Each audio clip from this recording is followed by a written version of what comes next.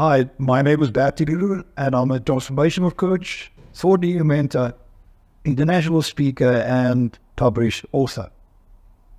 In my recent book titled Believe to Achieve, A Leader's Journey from Invisible to Invincible, I cover a lot of aspects that I believe is requirements to make you an exceptional leader, focusing on the emotive more than the factual.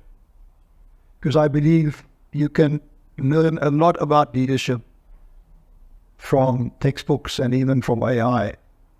But at the end of the day, what will differentiate you from a good leader to just a leader is the fact that you must understand and have the awareness of who you are, and secondly, the importance of relationships.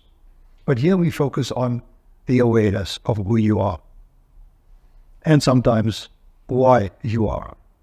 So you understand why you do what you do the way you do it. And I find that many leaders have come to the point where they have that realization that they are not as good as they believe they were before. For some other dark reason, whether they hit a plateau in their life, whether they suffered a setback and start doubting themselves and lack of self-belief. But the question is, once I'm there and I'm aware of my challenges, how do I improve that? And through these extracts from a book and the talks I have, just want to cover a couple of points to help you understand why you feel that way and how you can change it. So today I want to talk about the inner game of leadership, developing mental toughness. You know, they always say that the highest trees catch the most wind. But as you move up in organizations and in leadership positions, it becomes extremely low. Because it's difficult to differentiate between friendship and business, and some people simply cannot do that. So there's agendas in friendships all of a sudden, and distrust in both parties. So it becomes extremely lonely. So the question is, what do you need? Maybe you need emotional toughness, mental toughness, to be the best possible leader you can be. So I want to share with you a couple of points just to help you to understand what we mean about mental toughness, and then share an example or two how to address this. Because this is something that you have to do and can only do it yourself. You cannot entrust that change and that growth of toughness to somebody else. The first point I want to cover is resilience. Able to recover from difficulties quickly and stay mentally strong. It is not easy, and the times that we are in now, it's not easy to be a leader. Focus is on you to change and lead the organization out of these difficult and challenging times, where change is the norm, and people out there are just punch happy. So what do? So you need to have that resilience to follow through on your beliefs and manage people accordingly, and yourself. And sometimes you falter, sometimes you trip over, sometimes you fall. But you've got to be able to get up and walk and start again. You make decisions that's taking the wrong way, mistakes. Sometimes you suffer severe pain. I'm not even talking about overwork and burnout. Those things are something for a different story. Don't get there. The resilience will help you to get up and go on and understand your why and make you stronger, mentally stronger and tougher. Stoic, showing calmness and endurance in the face of adversity. As I say, the highest trees catch the most wind. When things are going well, the company is doing well, and when things are going bad, leadership is terrible. Understand that is just how it works. We must be able to manage through those challenging waters. Steer your ship with clarity of mind and strength. even, as I say, in the face of adversity, whether you believe that nobody loves you anymore. And that is quite easy to feel that way, because yes, sometimes nobody does love you anymore.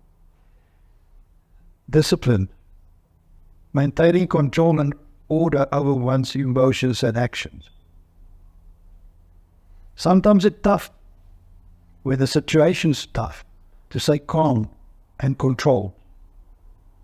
And if things are not going well in your own life and your own personal life, then it's sometimes difficult to manage your own emotions. And your actions that follow out of those abnormal responses that you may follow might not be the best decisions. Because when we end up in a survival mode, have to do something, and now we may just make the worst decision ever. Sometimes sending that email out might mean leave it, sleep on it, come back to you tomorrow, and send the email out. Make a decision or revisit your decision. Just give it some time. Just give it some thought. Be disciplined enough. Step back and rethink and change your thoughts. Enduring. Continue to push forward even though hardship or pain, through it all. And it's tough, it's difficult, it's really painful. It's really painful to be all alone in your little office there on the top floor, feeling lonely, shunned, lack of self-belief, doubt that you are still effective and able to steer the ship in the right direction, wishing to become that invincible lighthouse, but feeling that you are just rudderless on the big ocean. Difficult, but just continue. Push forward. Endure. You can. You've done it before. Why not again? You've learned the lessons. Recovery would be short because you've learned the hard way, the long way. Unyielding. Staying firm in the face of stress and challenges. Making decisions, stand by them, and fall by them, if it so happens. But you're in charge. You're the leading party. The buck stops with you. So you make a decision based on your beliefs, your experiences, your understanding of the challenge. You've seen the big picture. Be resilient. Make a decision. Be stoic. Be disciplined to follow through. Endure, even if the pain is excruciating. And be unyielding in the face of stress and challenges. And then you can. Maybe you need some help. Maybe you need some support. Reach out. There's mentors out there, there's coaches out there that could be your guiding light, such as that lighthouse once again. So what should you do? How can you do that? How can you develop mental toughness? I think with some of them it's just change habits. Look at what you're doing. What are you doing? What is the results? Back to the journal. Write them down. And change your mindset if need be. Change your habits if need be. Okay? So constantly exercise changes in your own life and follow through on that. And then there's a lot of other things that you can do. I know sometimes leaders find themselves in situations where they can't. There's things outside. Go outside the office. Have meetings with your team by walking around the office, or going outside, just walking in the woods or in a path, or just meeting people up there. Just change the environment, the situation. Build those different habits. If you have a performance appraisal, why don't you go to local path and just walk with that individual through that path while you're discussing the performance? Just change the environment, change yourself, change the habits. You can do that. Meditate, all of those kind of things will make a difference. I spoke earlier about the me time.